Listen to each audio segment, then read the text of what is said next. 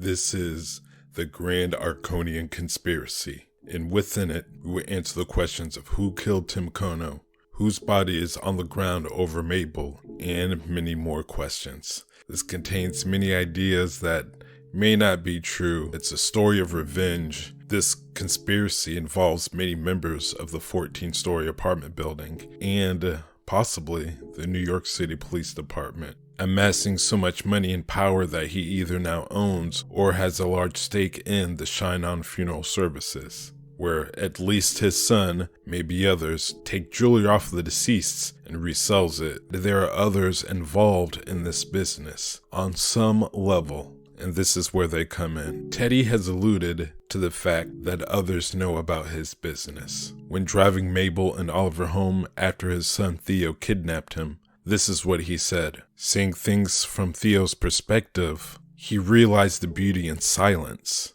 It makes for a beautiful friendship as partners, when those who know certain things about you can act as if they have never heard those things. In other words, silent partners or cohorts, people knowing things but acting as if they know nothing, if they may benefit from them. Who would know such things about Teddy and his business? The most recent person to be murdered, or at least stabbed, would. Jan. It seems she attempted to steer our podcasters away from Teddy, not because he killed Tim Kono, because she knew of his black market jewelry business, and she could be taken down also because of her involvement. I like to think that those in the know could even do things like refer family members to Shine On Funeral Services, and they might get a cut of the jewels. Or Jan could be more directly involved, being a fence. She could even be Cutter. And that's the most recent person, but logically speaking, who would you want to have on your side? For one, the building manager, Ursula. She would be privy to packages of which Teddy would likely get delivered. She would also be able to let him know when things come in that he's expecting if he's on time crunches, and she sends out things.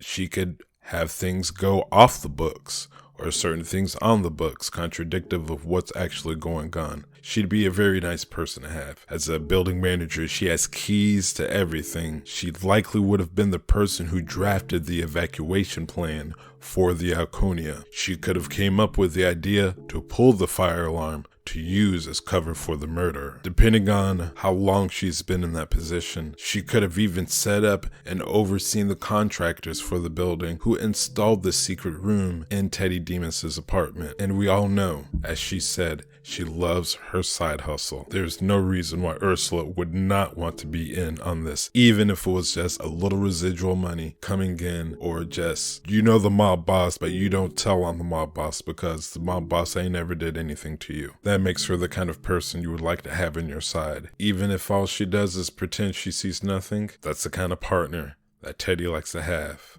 Another person that could be in the know, if Teddy has secret rooms installed in his apartment, another person who would have to know about this is the building superintendent, Oscar's father, Jose Torres. He would only need to review and approve the construction for Teddy's secret room. He would also be in charge of managing inspections of apartments and any repairs that would need to be done. He could make it so things that go on in the building is not known to other members of the board and in leadership positions of the Arconia. Those aren't the only people that I think could have a very large hand in this. Another person is Bunny. Bunny has always been a suspect of mine. As the head of the board, she is in the know of most of the things that's going on in the Arconia. She's the person who's most likely to know every single resident. She's in charge of house inquiries about any issues. She maintains their corporate records. It's likely on her to even hire people to manage anything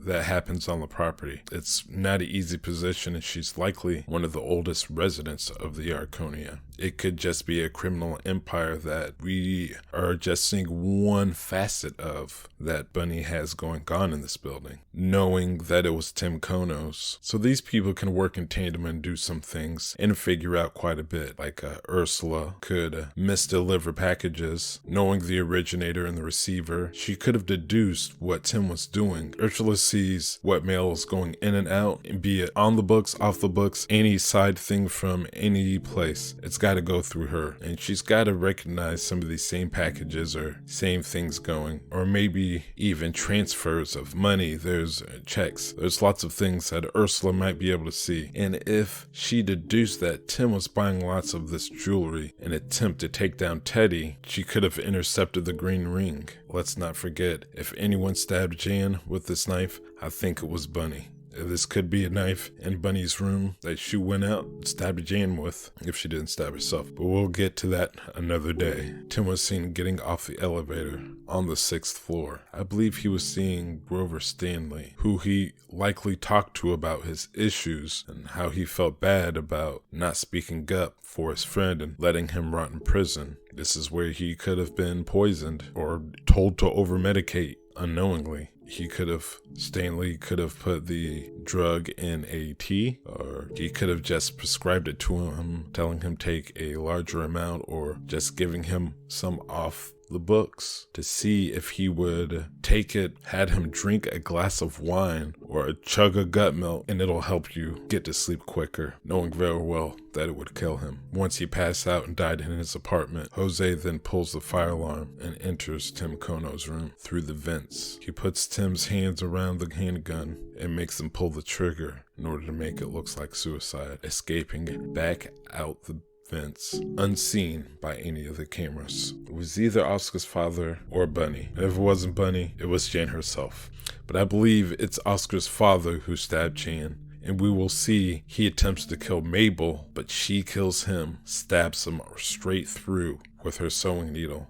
And that is whose body Mabel is leaning over in this frame. At the very beginning of episode 1, when Charles and Oliver run to her, saying, "Oh my God," they open the door. She's leaned over this body. She says, "It's not what it looks like." She's not saying, "I did not kill this person." She is saying, "It's not what it looks like. I didn't kill Oscar, my friend." And she will roll over the body, showing Jose, the building superintendent, dressed in Oscar's hoodie. Oliver and Charles, feeling bad, will attempt to sneak her out, but then they will get caught. And they will all go to jail. And then they will bring down the killer of Tim Kono, Oscar's father, but not the organization as a whole. There are other markets being worked inside of the Arconia. It's so big that it's a part. The Arconia is actually a major hub for lots of black market trade in New York City. The trio will get some jail time. Oliver and Charles, very little time. I believe season 2